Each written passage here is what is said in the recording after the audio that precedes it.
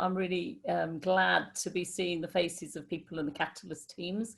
I've obviously met some of you as I head up the global side of the work, but just in case you think that this is going to be all about global stuff, it's not about global stuff.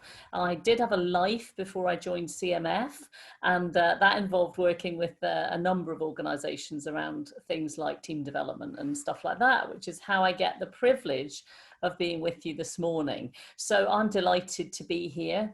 If you've been part, as we all have, I guess, of a team in any capacity, whether it's been a volunteer at the food bank, running a scout group, on a church leadership team, on a award team, you'll kind of have come to quickly realize that actually just stuffing a group of people in a room together, or actually now on Zoom together, doesn't make team happen, okay?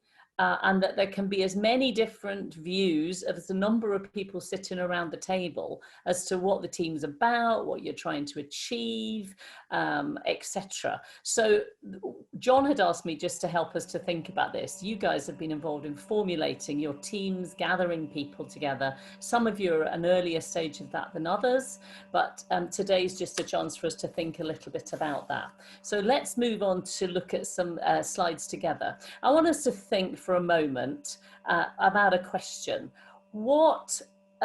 Think about a team that you have been a part of that worked really well. And I want you to think, what made it such a great team? Okay, what made that team a great team? So think of an actual team, what made it great? There we go. Some of you will be familiar with this from other Zoom calls you've been on. What made your team great? Respect, we've got coming up here. Different roles and gifts that were complementary. Great. Other ideas? What made it great?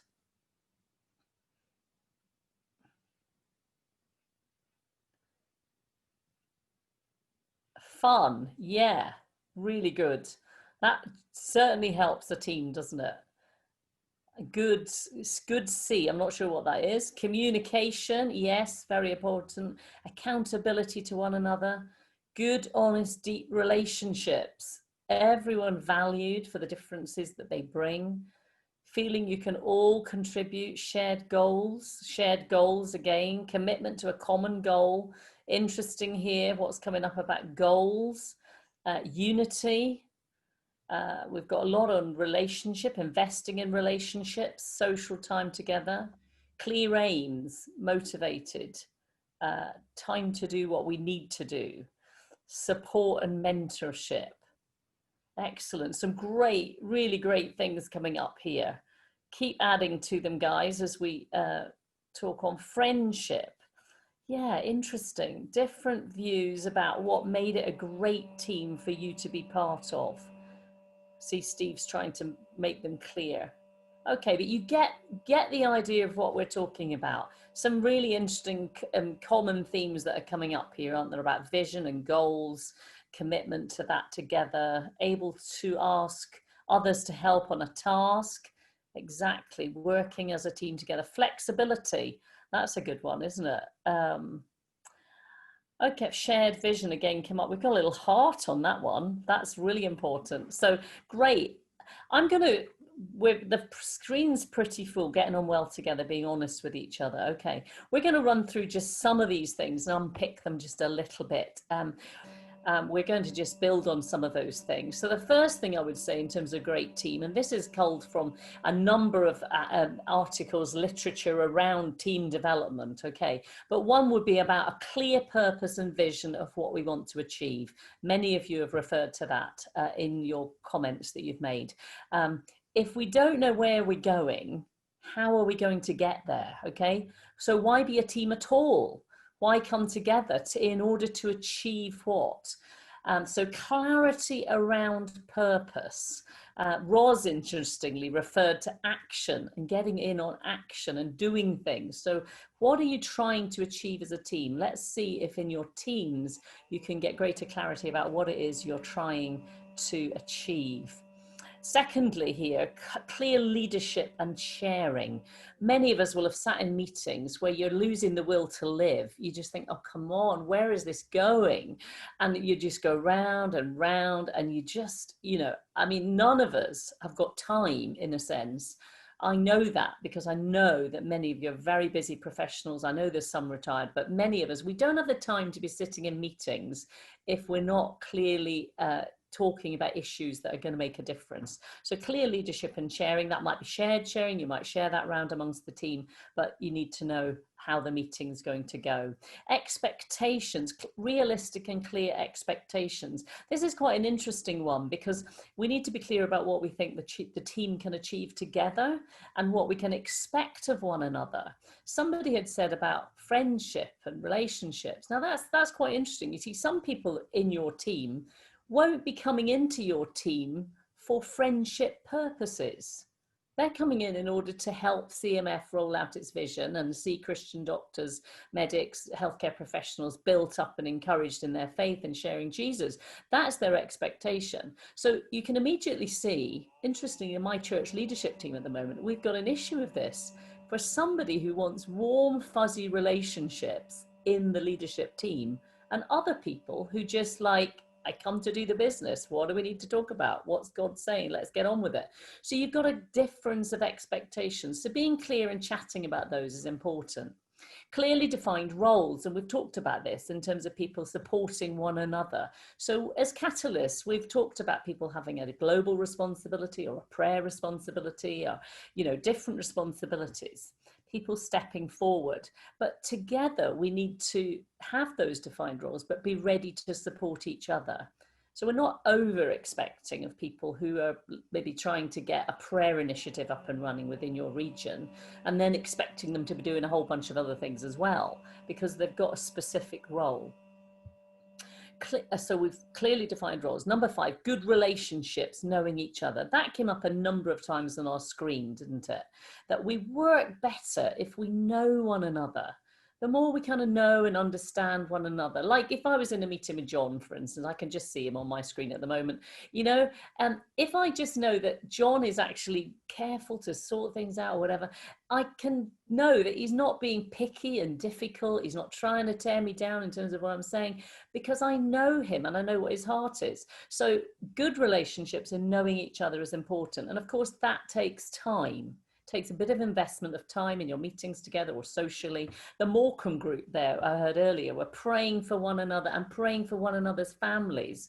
What a lovely way to get to know one another more. So supporting each other in that. Number 6, knowing what's going on for good communication. We fall down on this very often. I had an instance in work this week where somebody said to me, why haven't you picked this up? And I said, because nobody's told me it was ready, type of thing, So it's very, very easy for us to assume people know things. Let's not do that, and let's be working on good communication in order so that we can pray more effectively, that we can act together in appropriate and timely ways with one another. But communication is really critically important. And the next one is to do with trust. Now, we use this word a lot, don't we? But I think of it as in terms of different ways, that we need to trust each other that we'll be able to do what we're supposed to be doing and get on and do that and try and be accountable. And somebody mentioned accountability, that we can trust each other to deliver on what we're saying we're going to do. But we also need to trust each other in a confidentiality sense. And I know there's professional people in medicine and stuff. We're very aware of the whole issue around confidentiality, but in our teams as well, we need to know if we share things that it's going to stay kind of within the team and that we can trust one another. I once worked in a team, actually, in an organisation that Roz mentioned, and the team agreed to do things together. We'd sit in team meetings, we'd talk about it. Yeah, this is how we're going to do it. And you know what? Some of the guys just couldn't hold the line. You couldn't sort of trust them to actually work out what we'd agreed as a team, and it made things very difficult. So let's work on getting to know each other and trusting one another. And sometimes that will be, and we'll come on to this in a moment, but sometimes when we let each other down, as we do, that we can actually deal with that as believers together, dealing with it in love. And the last one in terms of great teams is actually to have a learning culture. And that is I've just talked about, we'd let each other down. Sometimes we need to learn, we need to reflect on things together. How could we have done that better? Things might not work quite so well, but we can share across the teams, and we can learn within our own team, in your own region. We can learn across the Catalyst teams. And I think the stories that are being shared here, and there'll be many other opportunities within Catalyst to learn from one another, but also across CMF, and actually from some of the people who can help facilitate and resource you as teams. Let's have a learning culture within our teams. So there's a few pointers about great teams, and you might be thinking, oh gosh, need to work on that, but that's fine. Let's move on for a moment here. Why are Catalyst teams so important to CMF? Well, the first thing is to do with the fact that we want to have and see kingdom impact.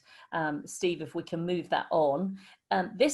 Teams are not about building an empire in CMF, okay? This is not about CMF becoming a great mega charity that's known throughout the Christian world or beyond that. It's not about competing to become the best or the more effective, the most effective Catalyst team. That's not what we're about either. You know, we're about kingdom impact and what is God doing in his world and through people in their workplace settings. I think about that chorus, you know, it's all about you, Jesus, and all this is for you, for your glory and your fame. Let's hang on to this as our highest goal as we develop our Catalyst teams working together, guys. Secondly, that the central office, the CMF office, can't connect to our members across all our regions as well as you can, because you know what's going on locally. You know if there's local pressures, there's local issues, what's happening in the medical school. You know, you in those areas know about those areas far, far better than somebody sitting in Borough High Street. So let's use our teams for that purpose. And then thirdly is about rolling out the vision, if you like, of CMF, because we're part of this organization. So we want to push out some of the agendas and thinking and learning that we're doing as we see God working in and through us as an organization. So whether that's on the pastoral care side, if we've heard, whether it's public policy initiatives, the CMF files that are produced, you know, Nucleus magazines, things that are coming up that are good resources, making those available, whether it's the global advocacy group, advocating on global issues, whether it's health and social justice, you know, whatever we're actually believe God's putting on our hearts centrally, that actually we can roll that out. And let me just comment on that we are not producing these things in isolation from our membership. We want to listen to our membership. We really want to hear from Catalyst teams. What is going on? How can we resource you? What feedback do you want to give us? What should CMF be working on? Please, this is a two-way communication as we develop the shape of things to come. And then fourthly is just about offering support to one another in tackling our individual areas. So that's why we believe that teams are important. Sharing ideas together, that we get a better, I've called it product at the end of the day. Do you know what? I used to work on and be part of a church leadership team some years ago. And there was this woman on the team. I kid you not, on any given item, you could bet your bottom dollar that Doreen and I would have just polar opposite views really on how to do it. And it was a challenge. It was a challenge to work together because we were so different. But you know what? After 4 years, it did take a long time, but 4 years of working together, I really, really came to appreciate it and recognize that what we could do together was stronger than what we could do alone. So when we share ideas together, even if people seem very different from ourselves, it's a better product at the end of the day. And then lastly, it avoids a sense of isolation, working together in our teams, providing encouragement, again, within our Catalyst team or across the Catalyst teams. I hope that's given you one or two little things to think about. We're going to take some time to go into groups. I think if we go on to the next slide, Oh, sorry. Yes, I just want to talk about process just for a couple of moments before we move on. So team development doesn't happen in an instant. I think we're all aware of that, but it's a good reminder, because do you know what? We keep hoping and believing it will, and we keep getting disappointed when it doesn't. So let's just look at the next slide. Many of you will know this. This is a very well-known diagram about the development of team life. So they form, and many of you are forming at the moment, and team members meeting each other, and some of you may be just doing that very newly together in Catalyst teams, and we really praise God for the development of these teams and for the new people that are coming on board to serve God in this way.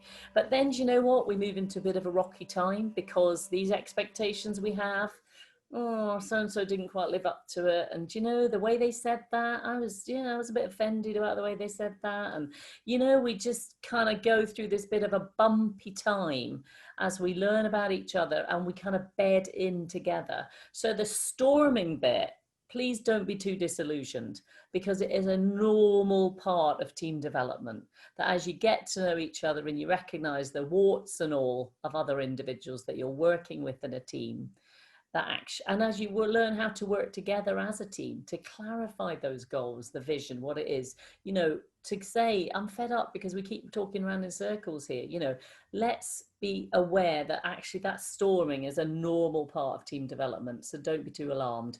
And then there's the norming, the normalization that comes as the team begins to understand each other and begin to work, play to each other's strengths, be praying together, supporting one another, and then the team begins to really feel that it's achieving what goals it has set for itself. Now, you know, this all sounds very management speak, and we've already touched on the fact that we're about kingdom impact. You know, God is at work, and we want to fall in line with what God is doing and responding to God's initiative and where he's leading us. So this is not about hard and fast goals, and it's always going to be just in this way. We want to be open to the Holy Spirit at work amongst us, but we do want to be great at what we do, because God wants us to be great. He wants us to be, to succeed, to make progress. I mean, we could go through umpteen biblical examples, couldn't we, of sort of taking ground. Think of Joshua, I'm reading at the moment, you know, just, you know, he wants us to do well, and he wants your team to do well. So, but it will take time. So be encouraged in that. What makes a good team player? Loyal support of the corporate vision of the team. Okay, let's be faithful to one another. Steve, if we can just move through these, because we're faithful and turning up and contributing. It's quite hard if you commit to something and then people just keep backing out and they don't show and they don't deliver. That's quite frustrating. So I'd encourage you. Faithfulness is a great fruit of the Spirit, isn't it? And that we can make adequate time available. That's again a pressure. Many of you have got very, very busy lives, and this is another thing on your plate, to be part of the team. But can I encourage you that your team folks need you, and that God is going to do good things amongst you. And then reaching out to team colleagues in friendship, in prayer, and practically. I really appreciate the support of my colleagues, even this week, you know, people who've just reached out to me with a little text or a little offer, how can I support? So reaching out to one another. Aim to be a good team player. Can I just encourage you in that?